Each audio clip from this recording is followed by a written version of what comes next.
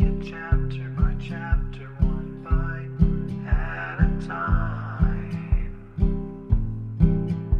So many adventures and mountains we can climb. Take it word for word, line by line, one bite at a time.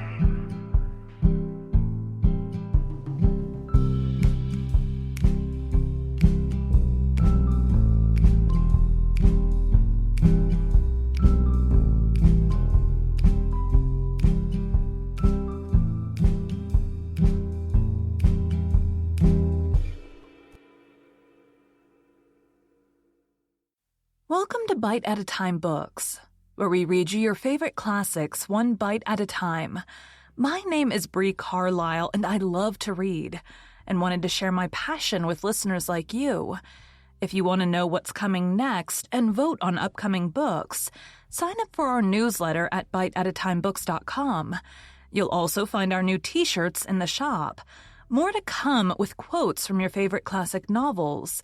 Be sure to follow my show on your favorite podcast platform so you get all the new episodes. You can find most of our links in the show notes, but also our website, biteatatimebooks.com, includes all of the links for our show, including to our Patreon to support the show, and YouTube, where we have special behind the narration of the episodes. We're part of the Bite at a Time Books Productions Network. If you'd also like to hear what inspired your favorite classic author to write their novels, and what was going on in the world at the time, check out Bite at a Time Books Behind the Story podcast, wherever you listen to podcasts. Today we'll be continuing Rainbow Valley by Lucy Maud Montgomery. Chapter 19. Poor Adam. When Una got home, Faith was lying face downwards on her bed, utterly refusing to be comforted. Aunt Martha had killed Adam. He was reposing on a platter in the pantry that very minute, trussed and dressed, encircled by his liver and heart and gizzard. Aunt Martha heeded Faith's passion of grief and anger not a whit. "We had to have something for the strange minister's dinner," she said. "You're too big a girl to make such a fuss over an old rooster. You knew he'd have to be killed sometime." "I'll tell Father when he comes home what you've done," sobbed Faith. "Don't you go bothering your poor father. He has troubles enough, and I'm housekeeper here." "Adam was mine. Mrs. Johnson gave him to me. You had no business to touch him," stormed Faith. "Don't you get sassy now. The rooster's killed and there's an end of it. I ain't going to set no strange minister down to a dinner of cold billioned mutton. I was brought up to know better than that, if I've come down in the world." Faith would not go down to supper that night, and she would not go to church the next morning. But at dinner time she went to the table, her eyes swollen with crying, her face sullen. The Reverend James Perry was a sleek, rubicund man, with a bristling white mustache, bushy white eyebrows, and a shining bald head. He was certainly not handsome, and he was a very tiresome, pompous sort of person.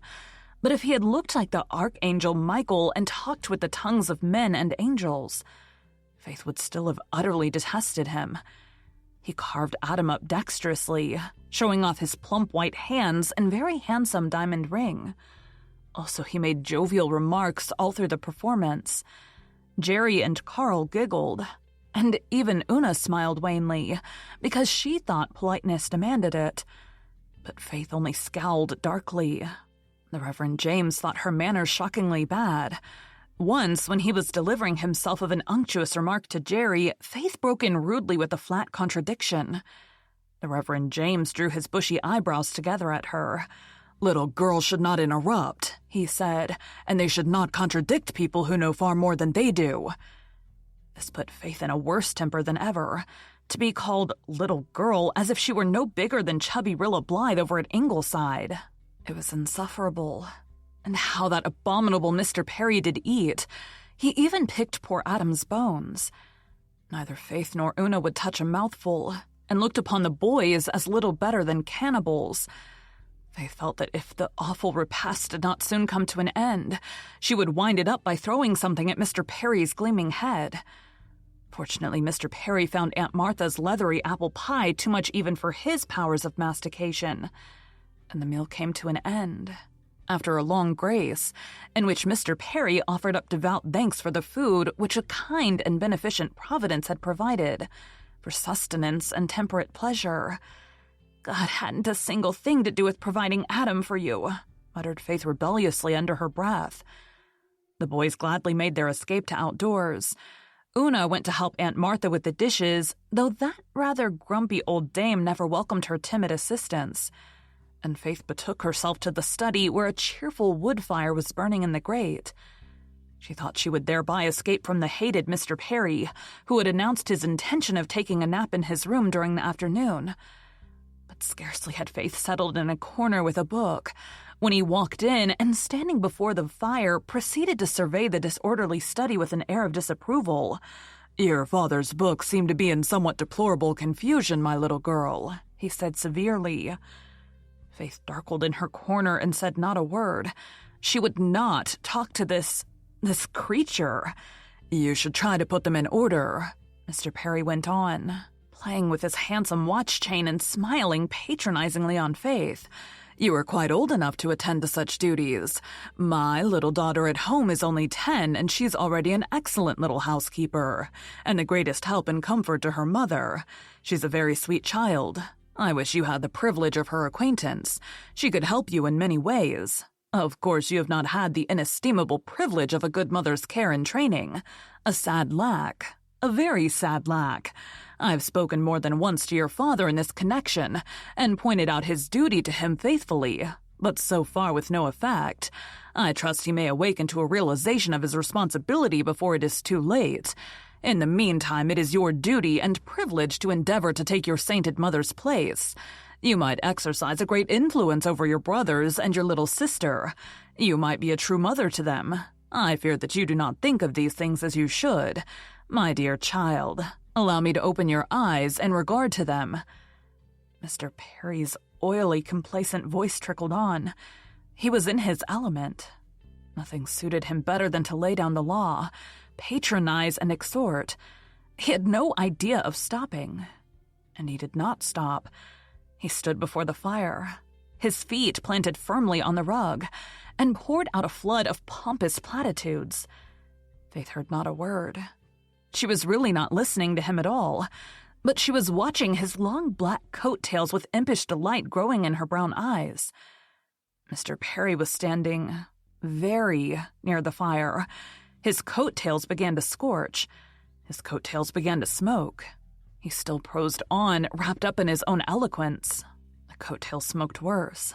A tiny spark flew up from the burning wood and alighted in the middle of one. It clung and caught and spread into a smoldering flame. Faith could restrain herself no longer and broke into a stifled giggle.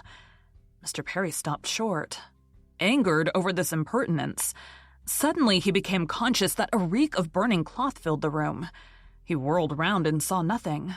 Then he clapped his hands to his coat-tails and brought them around in front of him.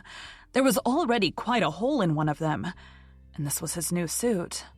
Faith shook with helpless laughter over his pose and expression. "Did you see my coat-tails burning?" he demanded angrily. "Yes, sir," said Faith demurely. "Why didn't you tell me?" he demanded, glaring at her. "You said it wasn't good manners to interrupt, sir," said Faith, more demurely still. If I was your father, I would give you a spanking that you would remember all your life, miss," said a very angry reverend gentleman as he stalked out of the study. The coat of Mr. Meredith's second-best suit would not fit Mr. Perry, so he had to go to the evening service with his singed coat-tail. But he did not walk up the aisle with his usual consciousness of the honor he was conferring on the building. He never would agree to an exchange of pulpits with Mr. Meredith again, and he was barely civil to the latter when they met a few minutes at the station the next morning. But Faith felt a certain gloomy satisfaction. Adam was partially avenged. Thank you for joining Bite at a Time Books today, while we read a bite of one of your favorite classics. Again, my name is Bree Carlisle, and I hope you come back tomorrow for the next bite of Rainbow Valley. Don't forget to sign up for our newsletter at biteatatimebooks.com and check out the shop. You can check out the show notes or our website, biteatatimebooks.com, for the rest of the links for our show.